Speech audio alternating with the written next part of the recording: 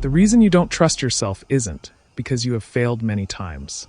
It is because someone at some point in your life needed you not to trust yourself so they could control you, so you would need them, so you would stay.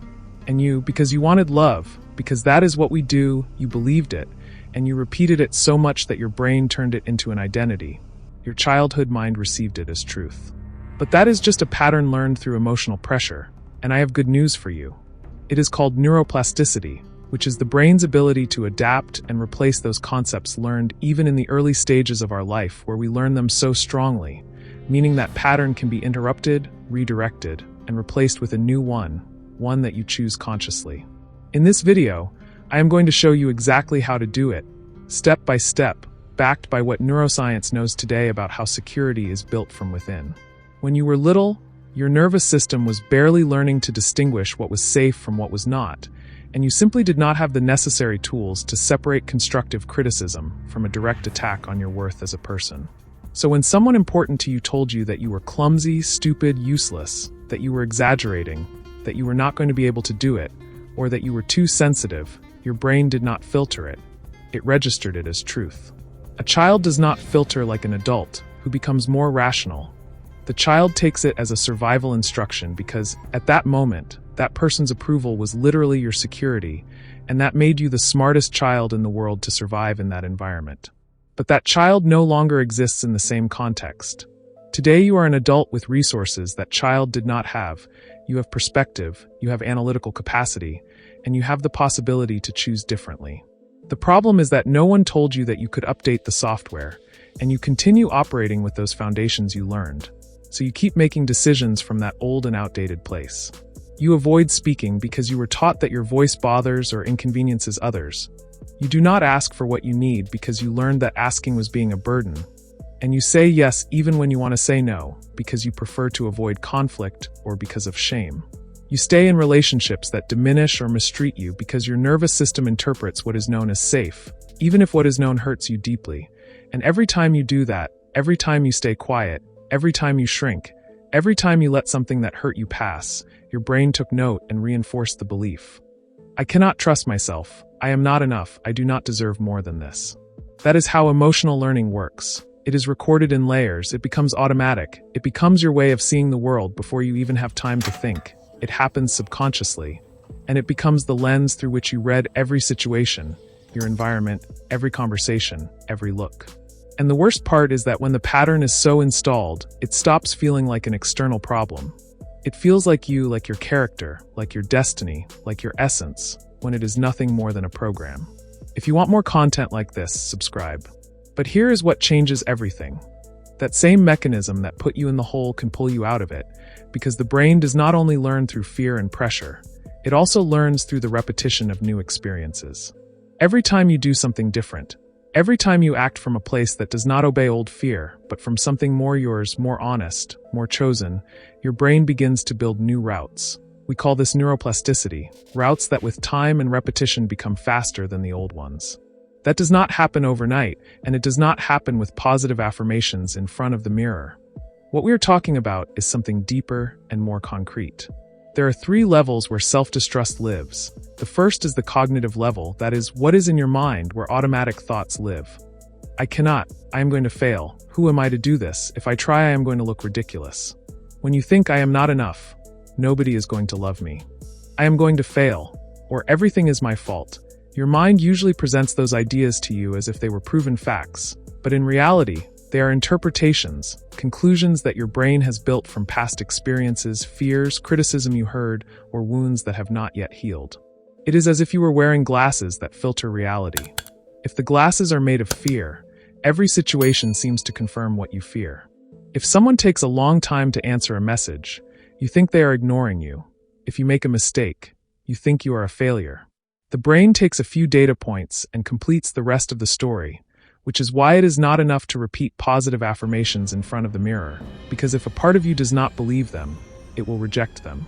What usually works better is to become an investigator of your own thoughts.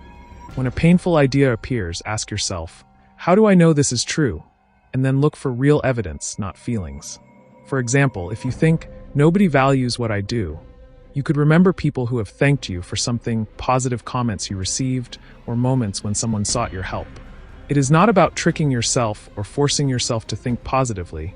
It is about observing all the evidence, not just what confirms your fear. Over time, your brain begins to realize something important. The story it was telling itself was not the only one possible, as there were many data points it had ignored. And when it sees that data again and again, it begins to build an interpretation that is more balanced and closer to reality. The second level is the somatic level, that is, what you feel. Your body also learned to distrust, feeling it as tension in your chest when you are about to speak, as nausea before making an important decision, or as that physical block you cannot explain with words, but that appears just when you need it most. Thoughts alone do not reach that place, so you need to work directly with the body. Deep breathing, not as a relaxation trick, but breathing and holding the air for a few seconds, then letting it out slowly, tells your body that you are safe. When a person lives through a lot of stress, rejection, abandonment, or situations that made them feel insecure, the problem does not remain only in their thoughts, it also remains recorded in the body, which is why many times you understand rationally that you are safe, but you continue to feel anxiety, tension, or fear. Movement helps because it sends a signal to the brain that you are not trapped. Walking, dancing, exercising, or even stretching can help release some of that accumulated energy. Secure physical contact is also important.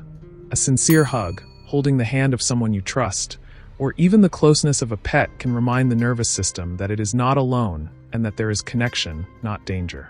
And conscious regulation consists of actions that help your body return to calm. Breathing slowly, paying attention to the environment, relaxing your muscles, or simply stopping for a few minutes to notice that, in this moment, you are okay. The reason why these things work is that the feeling of safety is not born only from ideas. It is born first in the nervous system. When the body begins to feel safe, the mind stops being so busy looking for threats. That is why emotional security is not rebuilt only by thinking differently. It is also rebuilt by living experiences that show your body, again and again, that the danger has passed and that now it can relax. Write in the comments which of these strategies you would like to try. The third level is the behavioral, which is where everything is consolidated or collapses, because you can think better and breathe better. But if you keep acting the same as always, the pattern survives. Confidence is not built by convincing yourself that you are capable. It is built by doing small things that demonstrate, in real time, that you are capable. No heroic gestures, no leaps into the void that paralyze you, but micro-actions that your nervous system can register as new and real evidence. You said something you felt even though you did not know how they were going to receive it. You set a limit even though you were shaking inside.